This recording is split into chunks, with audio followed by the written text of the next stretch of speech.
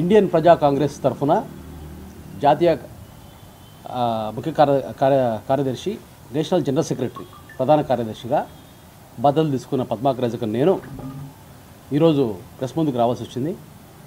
ఎందుకంటే ఇన్ని పార్టీలు ఉండగా కొత్త పార్టీ అవసరత ఏముంది అని చాలామంది అనుకుంటున్నారు. కాకపోతే పార్టీల పందాలు మార్చుకోవడంలా డబ్బు పెట్టి పాలిటిక్స్కి వచ్చి అదే డబ్బులు 1000 రెట్లు సంపాదించుకోవాలన్న ఉద్దేశంతో వస్తున్నారు. కానీ దేశాన్ని ఏ విధంగా ప్రపంచ పటంలో మొదటి స్థానాన్ని తీసుకెళ్లాలనే ఉద్దేశం అయితే ఎవరికి లేదు.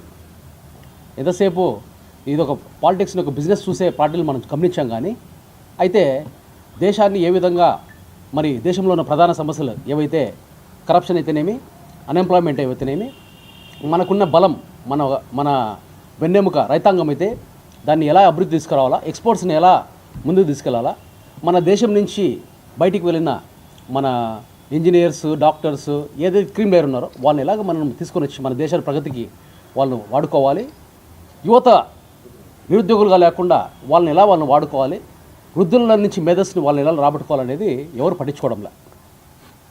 అయితే దీనికి హ్యాపీ పార్టీ అని స్టార్ట్ చేయాలనుకున్నాం. కానీ 5 సంవత్సరాల ముందే ఇండియన్ ప్రజా కాంగ్రెస్ అని చెప్పేసి అది తెలంగాణలో స్టార్ట్ చేయడం జరిగింది నేషనల్ పార్టీకి. దానికి శ్రీధర్ గారు ఎక్స్ మినిస్టర్ కొడుకు ఆయన ఇందిరమ్మ ఆయన చేతుల మీద ఎత్తుకొని ఆయన ఎత్తుకొని శ్రీధర్ గారిని ఉన్నారు. ఆయన దానితోటి స్ఫూర్తి పొంది వాళ్ళ అమ్మగారు మినిస్టర్ అయితేనేమి, రాజకీయ ప్రావీణ్యులు ఎంతోమంది ఆయన కూడగట్టుకొని ఈ ఇండియన్ ప్రజా కాంగ్రెస్ను స్థాపించడం జరిగింది 5 సంవత్సరాల క్రితమే. అయితే మన ఎక్స్ మినిస్టర్ మారప్ప కర్నూలు నుంచి ఆయన నాయకత్వం వహించాల్సిన పాత్ర ఇది. అయితే ఆయన కాంగ్రెస్లో చేరిపోవడం బట్టి మా ఇండియన్ ప్రజా కాంగ్రెస్కి నా కట్ట కాలితే కానీ నేను ఈ ఇండియన్ ప్రజా కాంగ్రెస్ నుంచి వెళ్ళిపోను అనే పరిస్థితి ఉండింది మారప్ప గారికి, ఎక్స్ మినిస్టర్ మారప్ప గారికి. అయితే తెలంగాణలో, కర్ణాటకలో కాంగ్రెస్ రావడంతో ఇప్పుడు ఆయన సడన్గా రియలైజ్ అయ్యి ఇది నా తల్లి పార్టీ, నేను దాని నుంచి అంటే కాంగ్రెస్ పార్టీ నుంచి రాజశేఖర రెడ్డికి పక్కన ఉండి ఆయన ఎన్నో సేవలు అందించడం జరిగింది.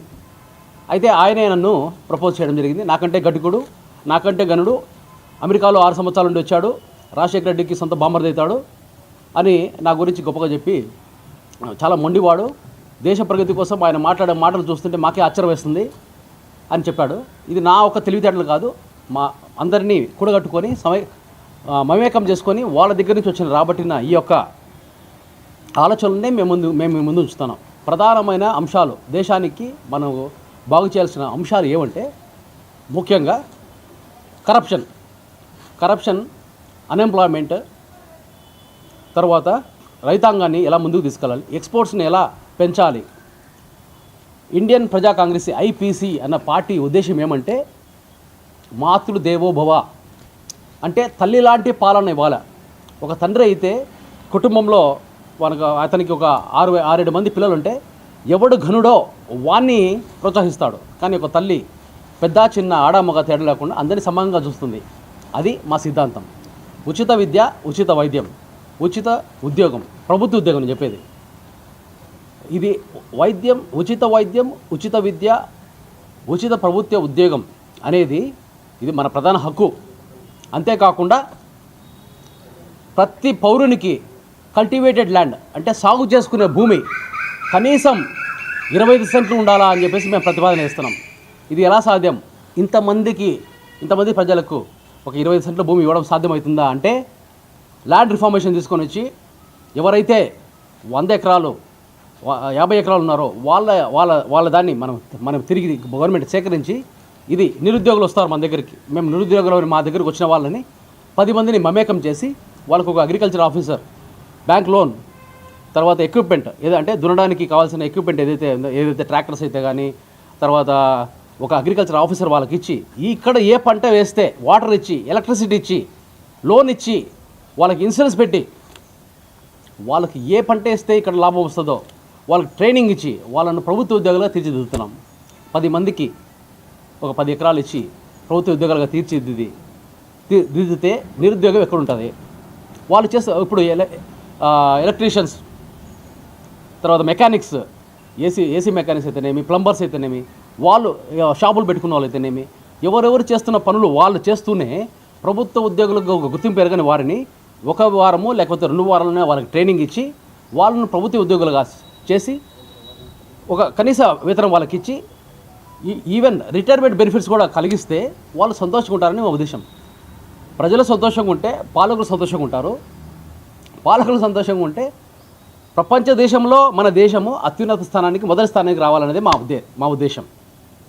అయితే అనతి కాలంలోనే ఎటువంటి ఎక్స్పీరియన్స్ లేనటువంటి నేను ఈ యొక్క ఆంధ్రప్రదేశ్ సీఎం క్యాండిడేట్గా నన్ను ఎన్నుకొనడము, దీని వెనుక మా నాన్నగారి రాజరత్నమయ్య గారి కృషి అయితేనేమి, ఎక్స్ మినిస్టర్ మారెప్ప గారి కృషి అయితేనేమి, దాని మీద ఫౌండేషన్ వేసుకొని వాళ్ళు పొందాల్సిన స్థానాన్ని ఆ దేవాంశంతో నాకు ఇచ్చినాడు.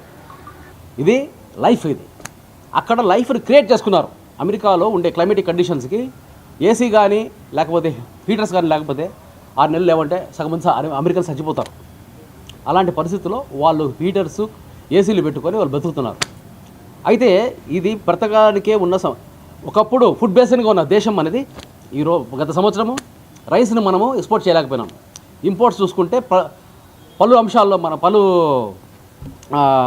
మనకి ఇక్కడ పండిటివే మనం ఇంపోర్ట్ చేసుకునే పరిస్థితికి మనకు వచ్చింది. ఎందుకు ఇంత దౌర్భాగ్యం అంటే కష్టపడి పనిచేసే రైతులకు పథకాల పేరుతోటి అవి ఇవి ఇచ్చి వాళ్ళను పనికి పంపించకుండా కేవలం పథకాలతో కడుపు నింపుకుంటూ సరిపోతుంది లేదని కష్టపడకుండా వాళ్ళ ఇంట్లో కూర్చుంటే దేశానికి ఎవరు పండిస్తారు?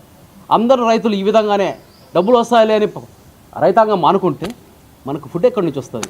మళ్ళీ దాన్ని కూడా ఎక్స్పోర్ట్ చేసుకుంటే నేను అమెరికాకు 2008లో వెళ్ళాను. అప్పుడు $42 ఉన్నాయి. ఇప్పుడు 20 దాటింది. అంటే ప్రపంచ దృష్టిలో మనం సగం పేదవాళ్ళమైనా. ఇలాగే కొనసాగించుకుంటూ పోతే మనం ఎక్కడో మనకు తెలియదు, కానీ ప్రపంచ స్థాయిలో మనము అతి నీచమైన స్థానంలో ఉంటాం. అయితే ఈ ఇండియన్ ప్రజా కాంగ్రెస్ ముఖ్య ఉద్దేశం మాతృదేవోభవ, అంటే తల్లి లాంటి పాలన, అందరినీ సమంగా చూసేది. ఒక కులానికి కానీ, ఒక మతానికి కానీ, ఒక ప్రాంతానికి కానీ తేడా లేకుండా భారతదేశం మొత్తం ఒక ధ్యేయంతో భారతదేశాన్ని ప్రపంచంలో మొదటి స్థానం తీసుకురావడానికి ప్రయత్నంలో కొన్ని సంవత్సరాల ముందు 3rd డెవలపింగ్ కంట్రీ అన్నారు. ఈరోజు కూడా 3rd డెవలపింగ్ కంట్రీ అంటే మనము ఈ యొక్క 70-80 సంవత్సరాలు సాధించింది ఏంది? అయితే ఇలాగే వదిలిపెడితే ఇంకా ఎంతకాలం ఇలాగుంటాం? వస్తున్నారు మంచి నాయకులు వస్తున్నారు. మనకు చూస్తే మోడీ గారు, జగన్ గారు, చంద్రబాబు నాయుడు గారు, ఎన్టీ రామారావు గారు, రాజశేఖర రెడ్డి గారు, ఇలాంటి నాయకులు చూసినాం. కానీ మన దేశం ప్రపంచ పటంలో మనం ఎక్కడున్నాము అనే దానికి చూసుకుంటే ఎక్కడ వేసిన గొంగలే అక్కడే ఉంది. మరి దీనికి ప్రత్యామ్నాయం ఏంటిది? అయితే ఇండియన్ ప్రజా కాంగ్రెస్ అనేది స్థాపించబడి ఒకే ఒక ఉద్యమంలో ఈ యొక్క ఉద్దేశం ఏమంటే, ఇది ఉద్యమం కాదు, మేము ఇది స్థాపించకపోయి, మా మేనిఫెస్టోను మేము చేయలేకపోయినా, ఎవరైతే వివిధ రాష్ట్రాల్లో ముఖ్యమంత్రులు కానీ ప్రధానమంత్రి కానీ మేము ఇచ్చే సూచనల మేరకు వాళ్ళు సాధించినా కానీ పేద ప్రజలకు ఉన్నత స్థాయిలో ఉన్న వాళ్ళకి ఆ దూరం తగ్గించి అందరూ సంతోషంగా ఉండే సిద్ధాంతాన్ని క్రియేట్ చేయడమే మా ఉద్దేశం. ఇండియా ప్రజా కాంగ్రెస్ తరఫున సీఎం అభ్యర్థి అయిన పద్మాకర్ నేను మరి పులివెందులలో, తర్వాత కుప్పం, తర్వాత పిఠాపురంలో 3 స్థానాల్లో మరి ఎమ్మెల్యే అభ్యర్థిగా నేను పోటీ చేస్తున్నాను. అయితే ఖచ్చితంగా ఈ 3 స్థానాల్లో గెలుస్తామో లేదు, కానీ నాకైతే మా సిద్ధాంతాలు ఏదైతే ఉన్నాయో అవి ప్రజలకు కావాల్సినవి, దేశానికి కావాల్సినవి. డబ్బులకు అమ్ముడుపోని వాళ్ళు, మరి ఎవరైనా నిజంగా దేశాన్ని మేలు చేసేవాళ్ళ అనుకునే వాళ్ళు మాకే ఓడిస్తారని మా నమ్మకం ఉంది. ఖచ్చితంగా గెలుస్తామనే నమ్మకం కూడా మాకుంది. అరే కొత్త పార్టీ కదా ఏమో అనుకునేదానికి అవకాశమే లేదు. ఆ దేవుడి ఏమంటారు దైవాంశం నాకుంది. ప్రజలకు కావాల్సింది మేము ఇస్తున్నప్పుడు, ప్రజలు సంతోషంగా ఉండాలని మేము తపన పడుతున్నప్పుడు ప్రజలు మా వైపే ఉంటారని మేము నమ్ముతున్నాము.